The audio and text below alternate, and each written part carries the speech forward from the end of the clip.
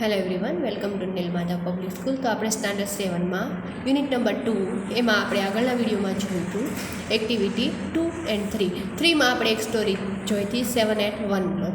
એમાં આપણે જોયું હતું કે એક ગોપાલ નામનો છોકરો છે અને એને જલેબી બહુ ભાવે છે અને એ શું કર્યું હતું કે જલેબી ખાવા બેઠો હતો અને એની ફરતે માખી આજુબાજુ આવી ગઈ.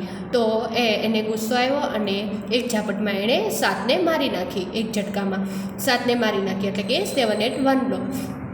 અને એ પોતાને હોશિયાર માનવા લાગ્યો. પછી આ વાત છે એ રાજાને ખબર પડી અને એને રાજાએ કીધું કે તું એટલો બ્રેવ છો તો આપણા રાજ્યમાં, આપણા કિંગડમમાં 2 જાયન્ટ એટલે રાક્ષસ ઘૂસી ગયા છે, તો એ રાક્ષસને તારે મારવાના છે.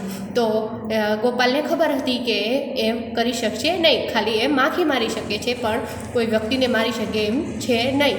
પણ રાજાએ કીધું છે અને એને બધાને હાઈ હોપ છે, એટલે બહુ આશા છે એની ઉપર, એટલે એણે વિચાર્યું કે હું કરી શકીશ. અને રાજાના કહેવા પ્રમાણે એણે આજુબાજુ જાયન્ટને ગોતા, રાક્ષસને ગોતા, અને એક જંગલમાં એ રાક્ષસ એને મળી ગયા અને એક ઝાડની પાછળ એ છુપાયેલા હતા, એ સૂતા હતા. ત્યારે જે ગોપાલ છે, ગોપાલ નામનો છોકરો છે, એણે શું કર્યું કે એક પથ્થર ફેંક્યો અને એ પેલો રાક્ષસ હતો એ જાગી ગયો. અને એને પહેલાં રાક્ષસે બીજા રાક્ષસને પૂછ્યું કે તે આ પથ્થર ફેંક્યો છે, તો બીજા રાક્ષસે કીધું નહીં. તો પેલો રાક્ષસ માન્યો નહીં અને બંને અંદરો અંદર ઝઘડવા મળ્યા અને અંદરો અંદર એકાબીજા ગુસ્સેથી એકાબીજાને મારી નાખ્યા. તો અત્યારે પણ ગોપાલ બ્રેવ બની ગયો અને રાજાની નજરમાં બ્રેવ બની ગયો અને એની બુદ્ધિથી એણે કાર્ય કર્યું. અને એ પથ્થર ફેંકીને જે કાર્ય કર્યું છે અને જે અંદરો અંદર જે રાક્ષસ મરી ગયા એ એને બુદ્ધિ ચાતુર્ય દર્શાવે છે. તો હવે આપણે એ સ્ટોરી પ્રમાણે આપણું ક્વેશ્ચન નંબર 9 કરવાનો રહેશે. તો ક્વેશ્ચન નંબર 9 છે હુ સેડ ટુ હુમ, કોને કહ્યું. શું છે? કોને કહ્યું એવું લખવાનું છે. તો આપણને પહેલાં આપી દીધું છે 1 અને સામે આન્સર લખવાનો રહેશે ફ્રેન્ડ્સ. તો 1 છે આઈ એમ વેરી બ્રેવ. હવે આ બ્રેવ એટલે હોશિયાર, એવું કોણ બોલ્યું હતું? તો આપણે પહેલા પેરેગ્રાફમાં જોયું હતું આઈ એમ વેરી બ્રેવ, તો એ ગોપાલ બોલ્યો હતો. તો ગોપાલ સેડ ટુ હિમસેલ્ફ, ગોપાલે પોતાની જાતને જ કીધું હતું કે હું બ્રેવ છું, એવું કીધું હતું. એણે 7 માખીને મારી નાખી હતી. એટલે બીજું ગો અવે ડર્ટી ફ્લાય. તો શું કીધું? ગો અવે ડર્ટી ફ્લાય. ડર્ટી ફ્લાય, ગંદી માખી, તું દૂર જા, એવું કોણે કીધું હતું? તો કે Gopal said to the fly. શું? ગોપાલે છે ફ્લાયસને કીધું, માખીઓને કીધું કે દૂર જા. હવે ત્રીજું છે did you really kill 7 at 1 at a blow. હવે સાચે જ તું એક ઘામાં 7ને મારી નાખ્યા? તો આ વાક્ય કોણ બોલ્યું હતું? તો આપણે સ્ટોરીમાં જોયું હતું the king said to Gopal, રાજાએ ગોપાલને કીધું હતું. ચોથું I can't fight with them. તો આ કોણ બોલે છે? તો આવું કીધું હતું કે રાજાએ કીધું હતું જાયન્ટને મારવાનું, ત્યારે આ વાક્ય કોણ બોલ્યું હતું? I can't fight with them, હું એની સાથે લડી શકીશ નહીં. તો એ છે ગોપાલ મનમાં જ બોલ્યો હતો. તો શું આવશે? Gopal said to himself. Gopal said to himself. હવે પાંચમું છે did you throw stone at me. હવે આ કોણ બોલ્યું હતું? પહેલો રાક્ષસ છે, બીજા રાક્ષસને કીધું હતું. તો શું આવશે? 1 giant ask to the other giant. પહેલા રાક્ષસે બીજા જાયન્ટને પૂછ્યું. હવે આપણું એ કરીને આપેલું છે ક્વેશ્ચન નંબર 9માં જ એ છે give the meaning of the phrase. આપેલ શબ્દ સમૂહના અર્થ લખો. હવે આપણે અર્થ લખવાના રહેશે. તો આપણું પહેલું છે એટ 1 બ્લો. આન્સર શું છે? બાય અ સિંગલ સ્ટ્રોક, એક જ ઝાપટમાં. બંનેનો શબ્દ સમૂહ છે એ બંનેનો એક જ ઝાપટમાં. બાય અ સિંગલ સ્ટ્રોક એટલે એક જ ઝાપટમાં. બીજું ઇન અવર કિંગડમ, આપણા રાજ્યમાં, કિંગડમ. તો શું આવશે answer? In our country state rule by a king or queen. તો આપણા રાજ્યમાં, એનો મિનિંગ શું થશે? આપણા રાજ્યમાં. ત્રીજું a rich reward. Rich reward એટલે મોટું ઇનામ, મોંઘું ઇનામ. A costly prize. શું આવશે? અ કોસ્ટલી પ્રાઇઝ, મોંઘું ઇનામ. ચોથું છે બિહાઇન્ડ ધ ટ્રી. તો at the back of the tree, ઝાડની પાછળ. બિહાઇન્ડ ધ ટ્રી એટલે ઝાડની પાછળ. At the back of the tree, ઝાડની પાછળ. પાંચમું near the window, beside the window, બારી પાસે. બારી પાસે. નિયર ધ વિન્ડો, નજીક, વિન્ડોની નજીક. બિસાઇડ ધ વિન્ડો એટલે બારી પાસે. 6 into the well. Inside the વેલ, કૂવામાં, વેલ એટલે કૂવો, કૂવામાં, ઇનટુ એટલે અંદર, કૂવામાં. 7 over the head, difficult to understand, સમજમાં ના આવે એવું. ઓવર ટુ હેડ એને શું કહેવાય?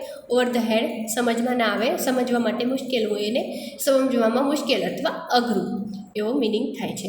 હવે આપણને ક્વેશ્ચન નંબર 10 આપેલું છે. Make sentences using the above phrase, ઉપરના શબ્દ સમૂહનો ઉપયોગ કરી વાક્યો બનાવો. હવે આપણે શબ્દ સમૂહનો ઉપયોગ કરીને વાક્ય બનાવવાના રહેશે. તો આપણું પહેલું છે ગોપાલ કિલ્સ 7 ફ્લાય. તો બ્લેન્ક્સ આપેલી છે, તો આપણે શું કરવાનું છે? એટ 1 બ્લો, શબ્દ સમૂહનો ઉપયોગ કરવાનો રહેશે. એટ 1 બ્લો 7 ફ્લાયને મારી નાખી હતી. એક ઝાપટમાં એણે કેટલી? 7ને મારી નાખી હતી. બીજું આપણને શું આપ્યું હતું ઉપર? In our kingdom. તો એ વાક્ય બનાવવાનું છે. તો વાક્ય બનાવીએ. બીજું, the king ask who is the most intelligent person in our kingdom. જો king ask who is the most intelligent, બુદ્ધિશાળી કોણ છે આપણા રાજ્યમાં? In our kingdom. આપણે આગળ જોયા હતા શબ્દ સમૂહ એ પ્રમાણે બનાવવાનો છે. તો આપણું એટ 1 બ્લો હતું, પછી બીજું હતું ઇન અવર કિંગડમ, તો એ બનાવ્યું ઇન અવર કિંગડમ. હવે ત્રીજું છે રીચ રિવોર્ડવાળું બનાવવાનું છે. શું બનાવવાનું છે? Rich reward. તો વાક્ય બનાવીએ. A rich reward was given to the brave constable. Rich reward એટલે મોટું ઇનામ, મોટી ભેટ. તો કોન્સ્ટેબલને મોટું, બ્રેવ કોન્સ્ટેબલને, હોશિયાર કોન્સ્ટેબલને મોટું ઇનામ મળ્યું. હવે ચોથું આપણને ઉપર આપેલું છે શબ્દ સમૂહમાં બિહાઇન્ડ ધ ટ્રી આપેલું છે. તો ચોથું લખીએ the thief hide himself behind the tree. હવે થીફ એટલે ચોર. The thief hide himself behind the tree. Thief છે એ પોતાની જાતને ક્યાં છુપાવ્યો છે? ઝાડની પાછળ. તો પાંચમું આપણને આપેલું નિયર ધ વિન્ડો. પાંચમું, my mother kept mangoes in a basket near the window. મારી માતાએ કેપ્ટ એટલે રાખવું. મારી માતાએ મેંગોઝ ક્યાં રાખ્યા છે? નિયર ધ વિન્ડો, વિન્ડોની બાજુમાં. તો હવે 6 આપેલું છે into the wall. The lion look into the wall and saw its shadow. હવે લાયન છે એ પોતાની જાતને ક્યાં, આ સ્ટોરી તમે સાંભળીએ છે કે પોતાની જાતને ક્યાં જોવે છે? કે વોલ, કૂવામાં જોવે છે, અને પોતાના પડછાયાને કૂવામાં જોવે છે. આ સ્ટોરી તમે ના સાંભળી હોય તો સાંભળી લેજો, સરસ સ્ટોરી છે. 7 the teacher explain the experiment but it went over the head of the student. હવે the teacher over the head આપણે લાસ્ટમાં હતું ને એ છે the teacher explain the experiment but it went over the head of the student. Teacher છે experiment સમજાવતા હતા, પણ તો બી સ્ટુડન્ટ માટે સમજવું અઘરું હતું. તો આપણે શબ્દ સમૂહનો ઉપયોગ કરીને વાક્ય બનાવ્યા. હવે આપણે નેક્સ્ટ પેજમાં જોઈશું question number 11. Look at the following picture and answer the question. નીચે આપેલ ચિત્રો જુઓ અને પ્રશ્નોના ઉત્તર લખો. તો આપણે અહીં પિક્ચર આપેલું છે, એક ગાર્ડનનું પિક્ચર છે. છોકરાના નામ આપેલા છે જય, રેશમા, સંજય, ઈવા, ઇરફાન, સોના, મોના, મહેશ, સુનિતા અને ગીતા. એ રીતે નામ આપેલા છે બાળકોના.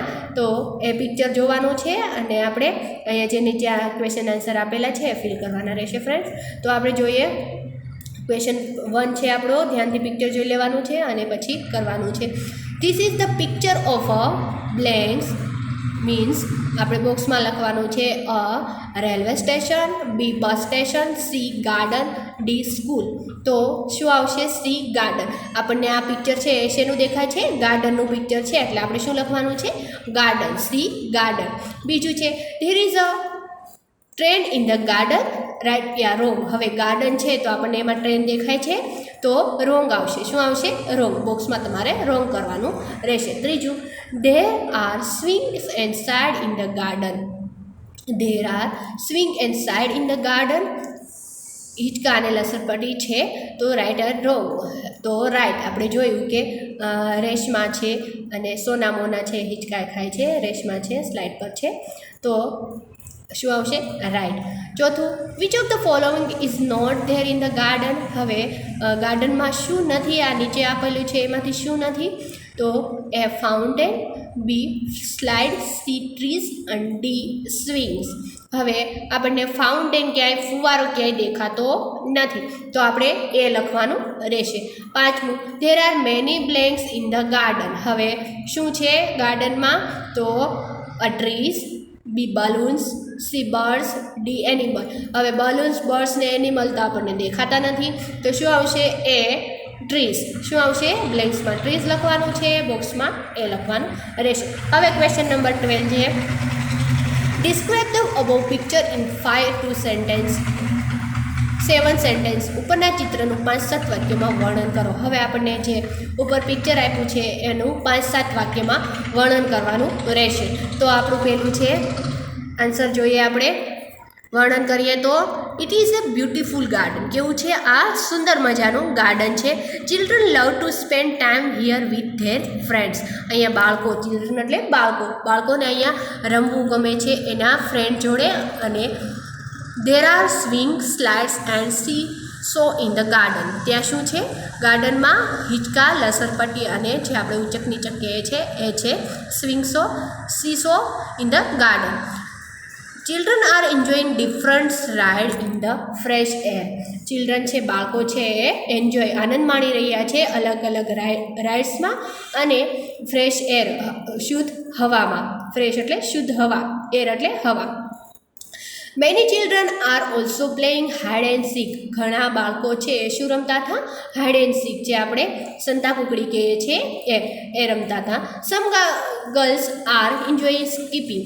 અને થોડી છોકરીઓ છે શું કરતી હતી? દોરડા કૂદવામાં આનંદ માણતી હતી. તો આપણે જે આ પિક્ચર જોયું એ પ્રમાણે આપણે અહીંયા 5-7 વાક્યો લખ્યા. હવે આપણે નેક્સ્ટ વિડીયોમાં એક્ટિવિટી 4 કરવાની રહેશે. ત્યાં સુધી તમારે આ જે આપણે એક્ટિવિટી 3માં આપણે ક્વેશ્ચન નંબર 9થી કર્યું છે, 9 to આપણે 12 કમ્પ્લીટ કરવાનું તમારે રહેશે. Okay, thank you everyone.